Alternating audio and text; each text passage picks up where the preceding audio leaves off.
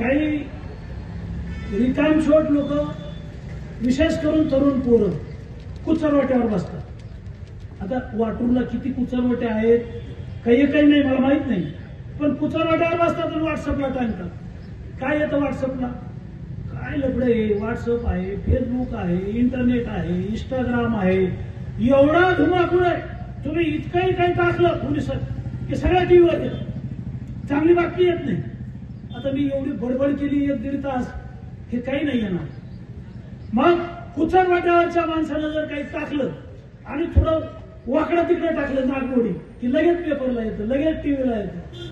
मी सांगितलं की कुत्रा माणसानं चावलं त्याची बातमी होत नाही, पण ज्याने व्हिडिओ पाठवला त्याचं नाव माहित नाही, ती बातमी खरी आहे का खोटी आहे कोणी तपासत नाही। कुचरवाट्यावर बसल्या बसल्या ते काय लिहिते की आमच्या गावातले 9-10 जण आहेत ना आमदाराच्या दावणीला बांधलेले।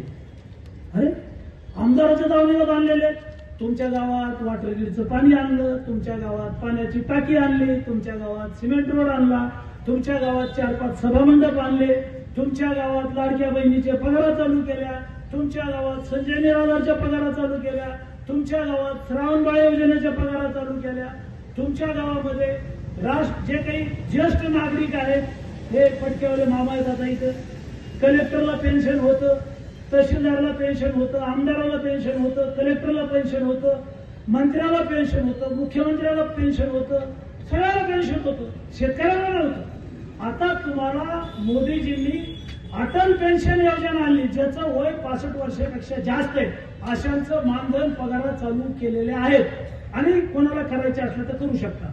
पण कुचरवाट्यावरचा काय टाकतो की हे 9-10 लोक भाजपच्या आमदाराच्या दावणीला बांधलेले। मग तालुक्यावर काय लिहितात की हे लोक देवेंद्र फडणवीसांचे अंधभक्त आहेत, हे नरेंद्र मोदीजींचे अंधभक्त आहेत। कोण लिहितं? कुचरवाट्यावरचे काटे। काट्याचीच बातमी होती पाहिजे। काय लिहिते ते? मोदीजींनी काय दिलं, देवेंद्र फडणवीसांनी काय दिलं, आमदारांनी काय दिलं।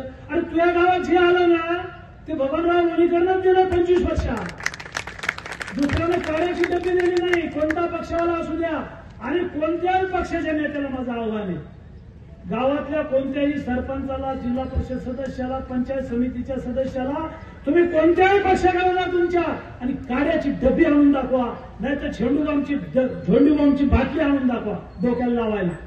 नाही आणू शकत तुम्ही, कशाचे पक्ष, कशाला धरून बसलात पक्ष? पक्ष काय आहे? जो पक्ष आपल्याला हे सगळं देतो तो आपला पक्ष।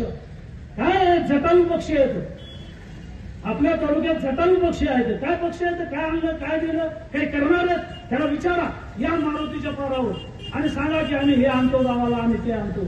ते करत नाहीत, ते म्हणजे अमुक नळग्याचा रोड उकरून काढा आणि त्याच्या बातम्या लावा, अमुक मनोहर खलकराचा रोड उकरून काढा।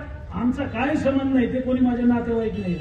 गुत्तेदारासारखं काम करा, नीट काम करा। नीट काम नाही केलं तर मी नेहमी सांगतो की तुला काळ्या यादीत टाकील, तुझं बिल काढणार नाही। लावली मी आता त्या चौकशी नळग्याच्या कामाची, ऐकत नाही येत नाही। एवढं कटाऊट नको ना बाबा, हे पोरांना सांभाळ, एवढ्या मोठ्या गाड्या आहेत, काळ्या मोठमोठाल्या 50-50 लाखाच्या डोळ्यात चलत्यात लोकांच्या, लोकांचं खोटत आहे, हे आल्या कुठून? आणि म्हणून मला आपल्याला सांगायचं की कुचरवाट्यावरची चर्चा जी असते ना तर ही चर्चा ऐकूच नका, ते पाहू नका आणि आपलं डोकं खराब करून घेऊ नका।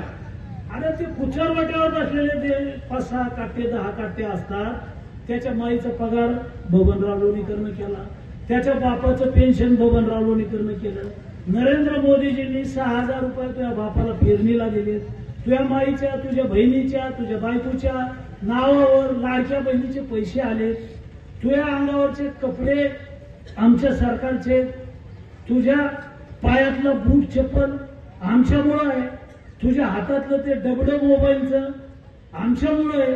अरे आमचंच घेतो ना, आमच्याच कागदावर करतो, आम्हालाच बोलतो, चुकीचं लिहितो। अरे म्हणून राजकारणातले लोक काय टीका करतात मला त्याच्याशी काही घेणं देणं। मी प्रामाणिक माणूस आहे, इमानदार माणूस आहे, पक्ष पाहत नाही, काम करतो आणि काही जर चुकलं तर मात्र सोडित नाही, शेवटी राग येतो माणसाला। पहा बरं तुमच्या आमदाराच्या काळात असं काही होतंय? त्या घनसावंगी विधानसभामध्ये 100 कोटी हो शेतकऱ्यांचे पैसे, 36